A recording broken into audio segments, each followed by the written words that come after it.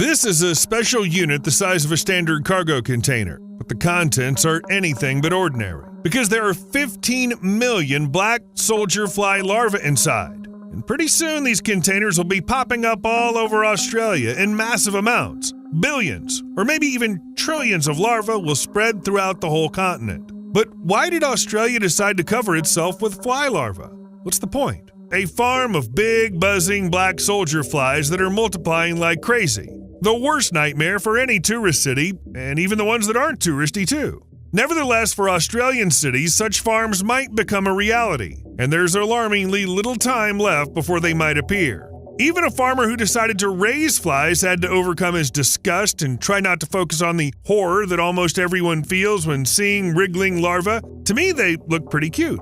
Itty-bitty, slimy, disgusting little critters.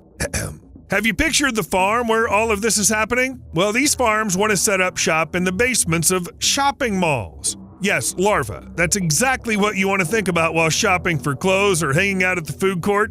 Bon appetit! By the way, my apologies to those who decided to eat while watching this video.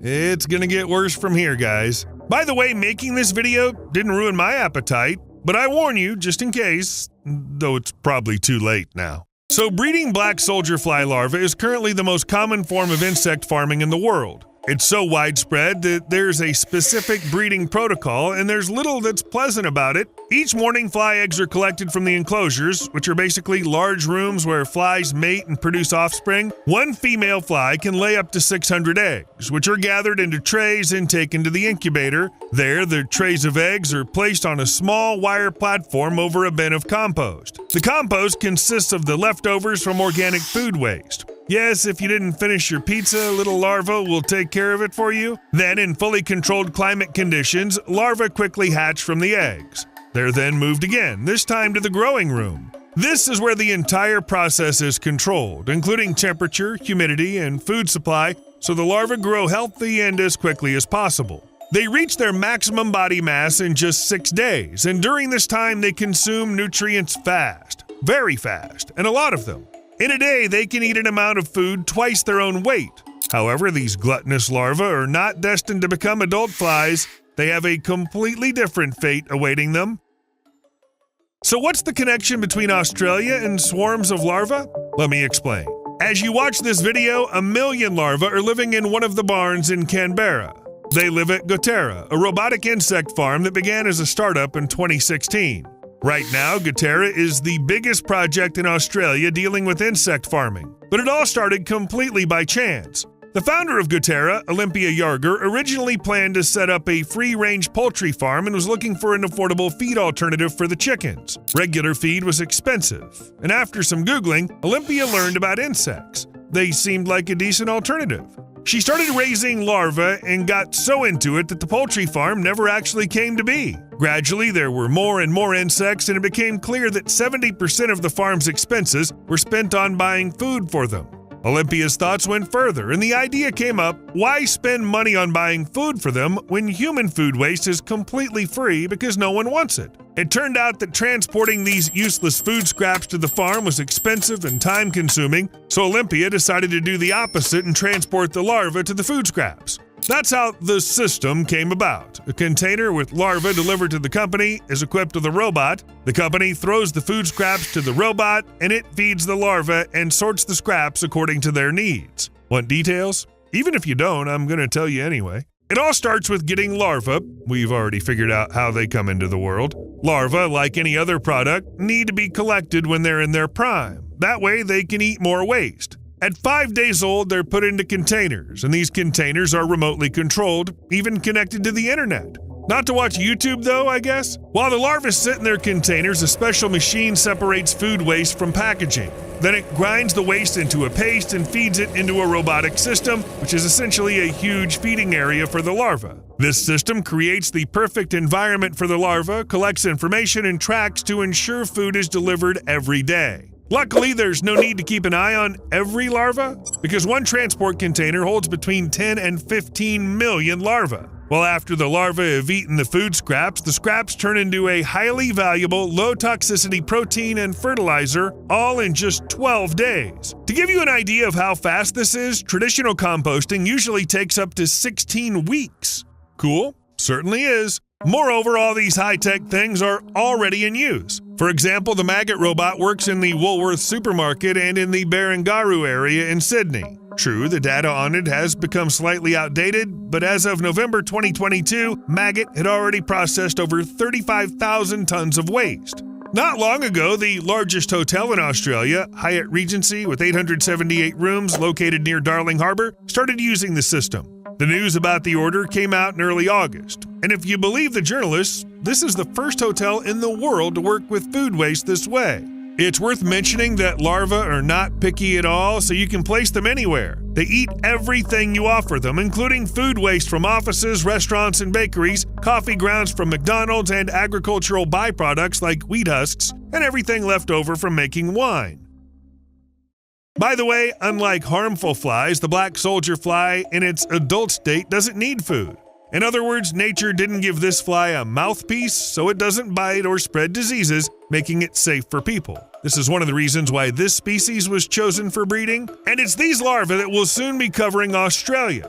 Well, metaphorically speaking, almost. Soon, Sydney will become the first place in New South Wales where trials will be conducted using larvae to tackle food waste. And not with the ones collected from malls, but with the waste that's already piled up in landfills. It's planned that insects will turn food scraps into essential ingredients for making food. Not in the sense that we'll eat what the larvae didn't finish, of course. Just about 600 tons of food waste will be turned into animal feed and fertilizer in just 12 months. As you remember, larvae eat very quickly. But why can't we just leave waste in landfills like before? The problem is that as it decomposes in landfills, it releases methane. And it does this so actively that it accounts for about 8% of global greenhouse gas emissions. You already know that our planet has enough problems with gases, even without me telling you. So using larvae is a new and apparently trustworthy solution to this problem. It creates a perfect closed-loop system from an economic standpoint, turning what was once considered waste into new products. And if everything goes as planned, the project will cut down on waste and methane emissions and, as a bonus, help with food production. With one shot, you'll kill two birds.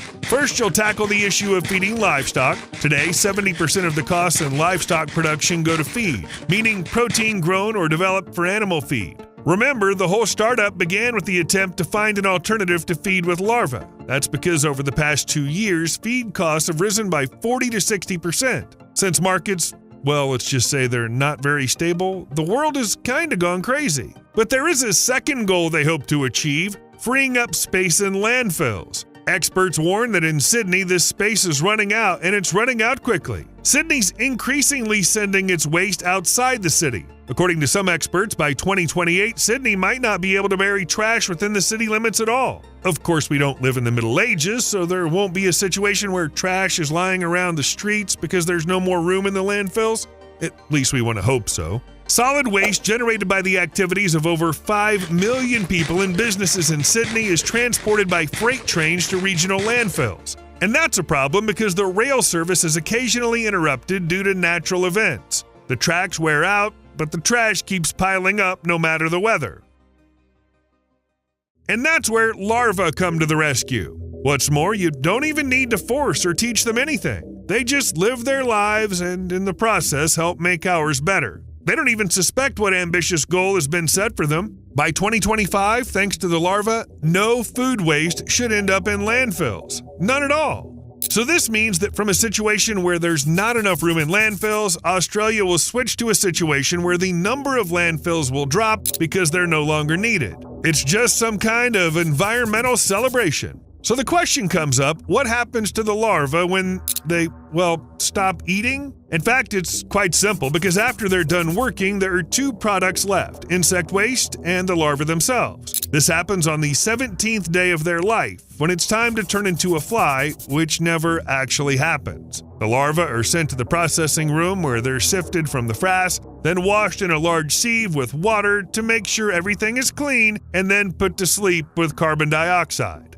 Next, they're dehydrated and the larvae become feed for livestock. And not just for livestock, the proteins they turn into are eaten by both birds and fish. Besides, the larvae are rich in melanin, chitin, and lauric acid, and their oil is comparable to palm oil. For example, it can be used in cosmetics, melanin can be used in the electronics industry, and yes, we're still talking about insects that can be fed our food waste. It's hard to believe that these tiny, unappealing little sausages can give us so many benefits. And we haven't even gotten to the manure yet, as they feed larvae produce waste that's very valuable as fertilizer. This micromanure is rich in nitrogen, phosphorus, and potassium, making it an ideal fertilizer. So it's put to use too, collected and then sold to anyone interested, farmers or nurseries, pet stores, or aquaculture. So these larvae seem like they could solve a huge number of human problems. Maybe we should just cover all the dumps with them and wait. That was my first thought. But unfortunately, scientists have already figured out that it's not possible. For the larvae to live and thrive, controlled conditions are needed, with strict parameters for everything. In larva breeding chambers, a specific temperature is maintained to encourage maximum productivity. Flies are subtropical and won't mate or lay eggs if it's too cold for them. Too hot's bad too. Heat can actually kill them. The same goes for larvae.